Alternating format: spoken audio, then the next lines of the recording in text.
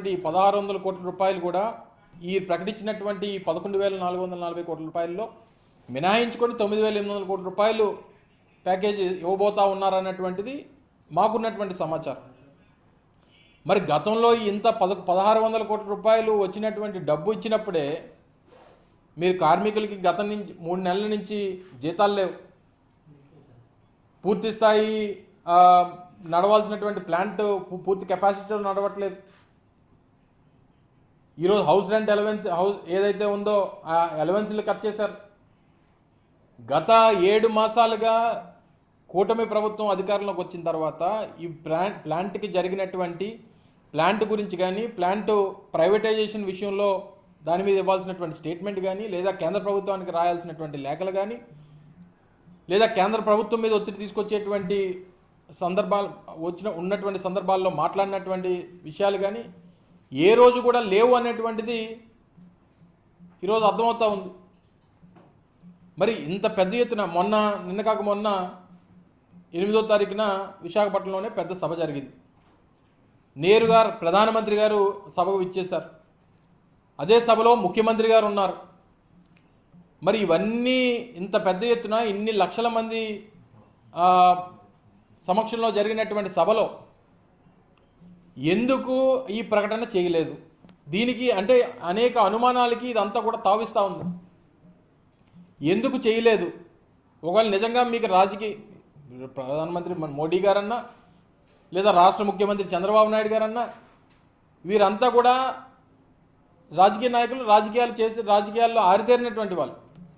దీని నుంచి నిజంగా రాజకీయంగా లబ్ధి పొందుదాం అన్నటువంటి ప్రయత్నం, ఆలోచన ఉండుంటే ఎందుకు ఆ ప్రకటన ఆ రోజు 8వ తారీఖున చేయలేదు?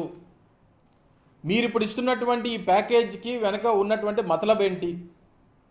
సరే, ఇందాక నేను చెప్పినట్టు ఇదేదో వెంటిలేటర్ మీద ఉన్నటువంటి పేషెంట్కి ఆక్సిజన్ అందించినట్టు అవుతుంది. అందులో ఏ రకమైనటువంటి అనుమానం లేదు.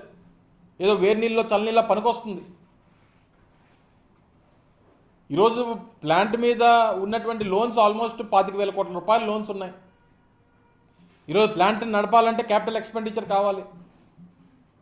నిన్న వారు విడుదల చేసినటువంటి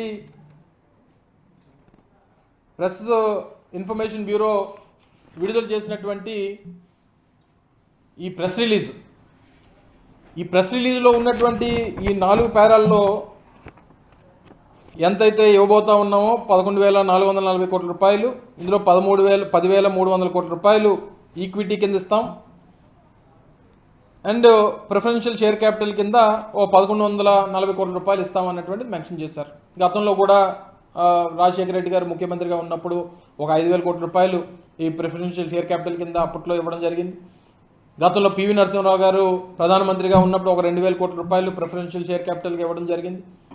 ఇవన్నీ కూడా ప్రిఫరెన్షియల్ షేర్ క్యాపిటల్స్ అనేటువంటివి గతంలో అనేక సందర్భాల్లో అనేక ప్రభుత్వాలు ఇచ్చినప్పుడు, గతంలో వాజ్పేయి గారు ఉన్నప్పుడు ఒక 1,300 కోట్ల రూపాయలు అంతా ఇవ్వడం జరిగింది. ఇవి ఇవ్వడం ఒక 10 ఏళ్ళ తర్వాత 5 ఏళ్ళ తర్వాత దాన్ని తిరిగి కట్టేసేటువంటి బాధ్యత, మళ్ళీ ప్లాంట్ తీసుకొని మళ్ళీ తిరిగి కట్టేసేటువంటి బాధ్యత తీసుకునేవి.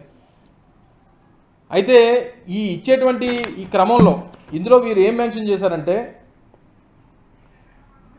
ఇప్పుడున్నటువంటి పరిస్థితుల్లో అంటే 31/3/2024 అంటే గత సంవత్సరం ఆర్థిక సంవత్సరం పూర్తయ్యేటువంటి సమయానికి ప్లాంట్ తాలూకా వాల్యూ -4,538 కోట్ల రూపాయలు ప్లాంట్ తాలూకా వర్త్ కింద వారు మెన్షన్ చేశారు. దాంతోపాటు ప్రజెంట్ ఉన్నటువంటి అసెట్స్ 7,600 కోట్ల రూపాయలు, లైబిలిటీస్ అంటే అప్పులు కట్టాల్సినటువంటి డబ్బు కానీ, అప్పులు కానీ ఇవన్నీ కూడా 25,000 కోట్ల రూపాయలు, అంటే 26,000 కోట్ల రూపాయలు లైబిలిటీస్ ఉన్నట్టుగా నిన్న వారు ఇచ్చినటువంటి పత్రికా ప్రకటనలో ఉన్నాయి.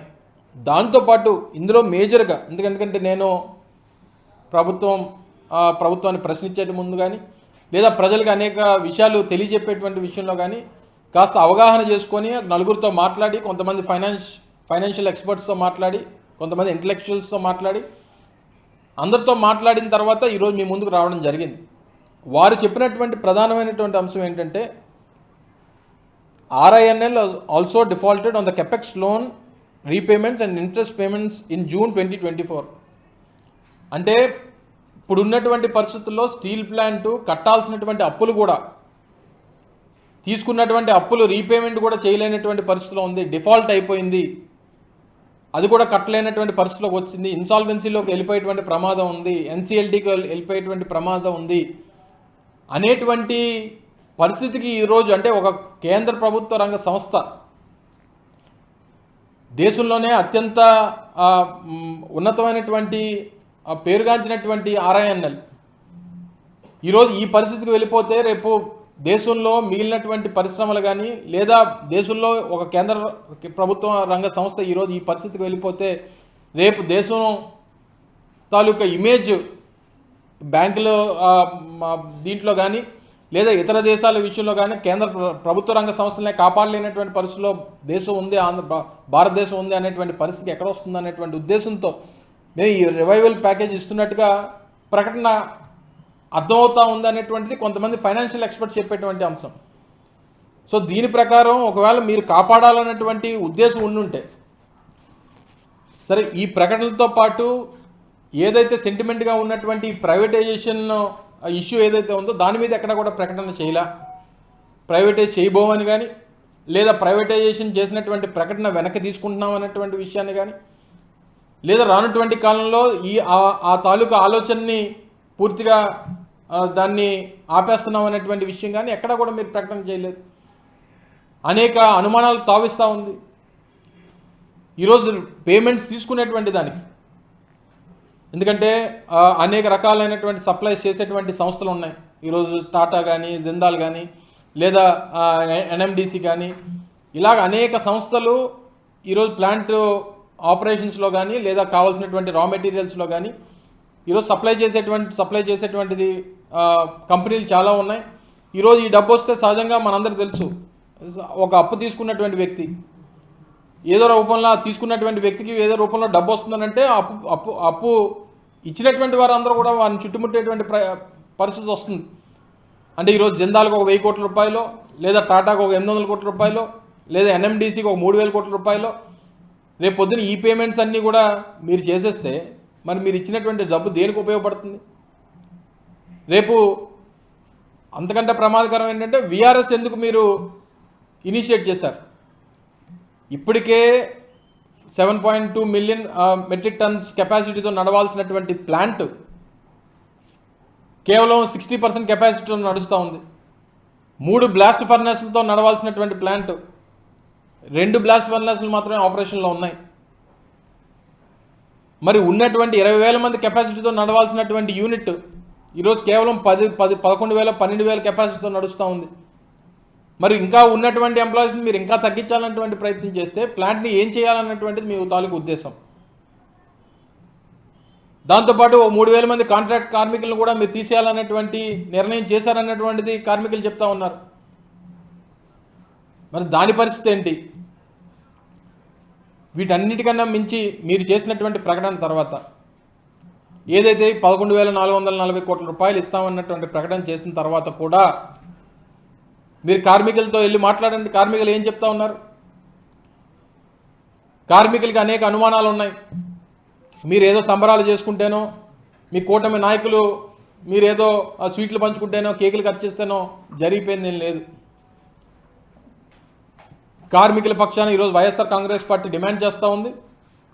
ప్లాంట్ పక్షాన, ఈ ప్లాంట్ సెంటిమెంట్ పక్షాన YSR Congress party demand, plant కార్మిక సంఘాలు ఏదైతే పోరాట కమిటీ ఉందో, కార్మికులు ఉన్నారో, కార్మికులు ఏదైతే కోరుకుంటా ఉన్నారో ప్లాంట్ని సెయిల్లో మర్జ్ చేయాలనేటువంటి డిమాండ్ ఏదైతే ఉందో దాన్ని డిమాండ్ చేస్తూ ఉన్నారు. అనేక సందర్భాల్లో స్టీల్ ప్లాంట్ ట్యాక్స్ రూపేణా ప్రభుత్వాలకి దాదాపు 55,000 కోట్ల రూపాయలు ట్యాక్సులు పే చేసింది. రూపాయి 2 రూపాయలు కాదు, 55,000 కోట్ల రూపాయలు ట్యాక్సుల రూపేణా పనిచేసింది, వాళ్ళు పేమెంట్లు చేయడం జరిగింది. మరి ఈ సందర్భంలో వారు అడిగేది ఏంటంటే గడిచినటువంటి 3 సంవత్సరాలకు సంబంధించి ట్యాక్స్ హాలిడే ఇవ్వమని చెప్పి కోరుతూ ఉన్నారు. సో ట్యాక్స్ హాలిడే ఇస్తే ఒక 10,000 కోట్ల రూపాయలు ఆర్థికంగా వారు మరింత బలపడేటువంటి దానికి అవకాశం ఉంటుంది అనేటువంటిది వారు చెప్పేటువంటి వారి తాలూకా ఆలోచన. దాంతోపాటు ఎన్నో సంవత్సరాలుగా ఉన్నటువంటి డిమాండ్, అసలు ఈరోజు ప్లాంట్ ఈ పరిస్థితుల్లోకి రావడానికి, ఇంత పెద్ద రా మెటీరియల్ ఈ స్థాయిలో పెట్టి ఖర్చు పెట్టడానికి, రా మెటీరియల్ మిగిలినటువంటి ప్లాంట్లలో రా మెటీరియల్ రూపాయి అయితే ఈరోజు రా మెటీరియల్ కాస్టింగ్ ఈరోజు ప్లాంట్లో 8 రూపాయల నుంచి 10 రూపాయలు ఖర్చు అవుతా ఉంది. దీనికి కారణం క్యాప్టివ్ మైన్స్ లేకపోవడం. క్యాప్టివ్ మైన్స్ లేకపోవడం వల్ల జరిగినటువంటి నష్టం ఈరోజు స్టీల్ ప్లాంట్ ఈరోజు ఈ పరిస్థితిలో ఉండడానికి కారణం క్యాప్టివ్ మైన్స్ లేకపోవడం. అనేక సంవత్సరాలుగా ఈ డిమాండ్ ఉంది. ఈరోజు కేంద్ర ప్రభుత్వం దగ్గర మైన్స్ డిపార్ట్మెంట్ దగ్గర మరో 200 సంవత్సరాలకు సరిపడేటువంటి raw material iron ore raw material ఏదైతే ఉందో ఆ రా మెటీరియల్ 200 సంవత్సరాలకు సరిపడేటువంటి రా మెటీరియల్ ఈరోజు కేంద్ర ప్రభుత్వం దగ్గర ఉంది. మీరు ప్రైవేట్ ఇండస్ట్రీస్కి ప్రైవేట్ కంపెనీలకి ఇచ్చేటువంటి రా మెటీరియల్ ఆ క్యాప్టివ్ మైన్స్ ఏవైతే ఉన్నాయో అవి స్టీల్ ప్లాంట్కి ఇవ్వాలన్నటువంటి డిమాండ్ ఈరోజు వైఎస్ఆర్ కాంగ్రెస్ పార్టీ కానీ కార్మిక సంఘాలు కానీ కోరుతూ ఉన్నాయి. వీటన్నిటికంటే మించి ప్లాంట్లో ఉన్నటువంటి భూములు ఏవైతే ఉన్నాయో ఈ భూములన్నీ కూడా గవర్నమెంట్ ఆఫ్ ఇండియా పేరు మీద ఉన్నాయి. అంటే ప్రెసిడెంట్ ఆఫ్ ఇండియా పేరు మీద ఈరోజు ప్లాంట్లో ఉన్నటువంటి మిగిలినటువంటి యూసేజ్లో లేనటువంటి ల్యాండ్ ఏదైతే ఉందో అదంతా కూడా దాదాపు 9,000 ఎకరాలు 10,000 ఎకరాలు ఈరోజు గవర్నమెంట్ ఆఫ్ ఇండియా అంటే ప్రెసిడెంట్ ఆఫ్ ఇండియా పేరు మీద ఉన్నాయి. సో ప్లాంట్ డిమాండ్ ప్లాంట్లో కార్మికులు కానీ ప్రజలు కానీ వైఎస్ఆర్ కాంగ్రెస్ పార్టీ కానీ డిమాండ్ చేసేది ఏంటంటే ఆ గవర్నమెంట్ ఆఫ్ ఇండియా పేరిటే ఉన్నటువంటి ల్యాండ్ దాన్ని స్టీల్ ప్లాంట్ ఆర్ఐఎన్ఎల్ పేరు మీదకి దాన్ని మార్చాలనేటువంటిది వైఎస్ఆర్ కాంగ్రెస్ పార్టీ కానీ కార్మికులు కానీ డిమాండ్ చేస్తూ ఉన్నారు. దానికి కారణం ఏదైతే ఇందాక చెప్పినట్టు నెట్వర్త్ ఏదైతే -4,600 కోట్ల రూపాయలు నెట్వర్త్ ఏదైతే ఈరోజు ప్లాంట్ ఉందో ల్యాండ్ ఒకసారి కన్వర్షన్ ప్లాంట్ పేరు మీద మారితే అది 70,000 కోట్లు ప్లస్లోకి వెళ్ళిపోతుంది. 70,000 కోట్ల రూపాయలు ప్లస్లోకి ప్లాంట్ కన్వర్షన్ అయిన తర్వాత ప్లాంట్ వాల్యూ 70,000 కోట్లు ప్లస్కి వెళ్తే ఎవరి దగ్గరికి బతిమాలాల్సినటువంటి పని లేదు. అనేక ఫైనాన్షియల్ ఇన్స్టిట్యూషన్స్ ఫండింగ్ చేస్తాయి. అనేక రకాలుగా దాని నుంచి బయటపడేటువంటి అవకాశం ఈరోజు ప్లాంట్కి వస్తుంది. సో ఈ ప్రధానమైనటువంటి 4 డిమాండ్లు సెయిల్లో మర్జర్ ఒకటి, దాంతోపాటు ట్యాక్స్ హాలిడే ప్రకటించాలన్నటువంటిది ఒకటి, గవర్నమెంట్ ఆఫ్ ఇండియా పేరు మీద ఉన్నటువంటి ల్యాండ్స్ని వీరి మీదకి ప్లాంట్ పేరు మీదకి బదలాయించాలన్నటువంటిది ఒకటి, క్యాప్టివ్ మైన్స్ అనేటువంటిది ప్లాంట్కి ఇవ్వాలన్నటువంటి మేజర్ 4 డిమాండ్స్ ఈరోజు వైఎస్ఆర్ కాంగ్రెస్ పార్టీ చేస్తూ ఉంది. ఇవన్నిటి కూడా పరిగణలోకి తీసుకొని వీటన్నిటికన్నా మించి ప్లాంట్ ప్రైవేటైజేషన్కి సంబంధించినటువంటి స్టేట్మెంటు ఏదైతే గతంలో 2021లో నిన్న కుమారస్వామి గారు చెప్పారో ఆ రోజు కేంద్ర ప్రభుత్వం డిజిన్వెస్ట్మెంట్ 100% డిజిన్వెస్ట్మెంట్కి ఆ రోజు నిర్ణయం తీసుకున్నాం. సో దాని మీద ఆ రోజు నుంచి ఈ రోజు వరకు జరిగినటువంటి కార్యక్రమాలన్నీ వారు చెప్పారు. ఈరోజు ఉన్నటువంటి పరిస్థితుల్లో ఈ 4 సంవత్సరాలు పూర్తవుతున్నటువంటి సందర్భంలో ఇప్పుడు ఇచ్చి ఒక ప్యాకేజ్ ఇచ్చి ఏదో చేతులు దులుపుకుంటే సరిపోదన్నటువంటిది వైఎస్ఆర్ కాంగ్రెస్ పార్టీ డిమాండ్ చేస్తూ ఉంది. ప్రైవేటైజేషన్ను నిలిపివేస్తూ ఉన్నాం, ప్రైవేటైజేషన్ చేయబోమనేటువంటి స్టేట్మెంట్ ఇవ్వాలి. దీనికి కావాల్సినటువంటి 4 డిమాండ్స్ ఏదైతే కార్మికులు కానీ వైఎస్ఆర్ కాంగ్రెస్ పార్టీ డిమాండ్ చేస్తూ ఉందో దీన్ని ఫుల్ఫిల్ చేయాలన్నటువంటిది కూడా మరొకసారి మీ ద్వారా ప్రజల తాలూకు ఆకాంక్షల్ని కార్మికుల తాలూకు ఆకాంక్షల్ని ఈ ప్రాంత రాష్ట్రంలో ఉన్నటువంటి 5 కోట్ల మంది ప్రజల తాలూకా సెంటిమెంట్ని మరొకసారి ప్రభుత్వానికి తెలియజేసేటువంటి కార్యక్రమం ఈ సందర్భంగా మీ ద్వారా తెలియజేస్తా ఉన్నాం.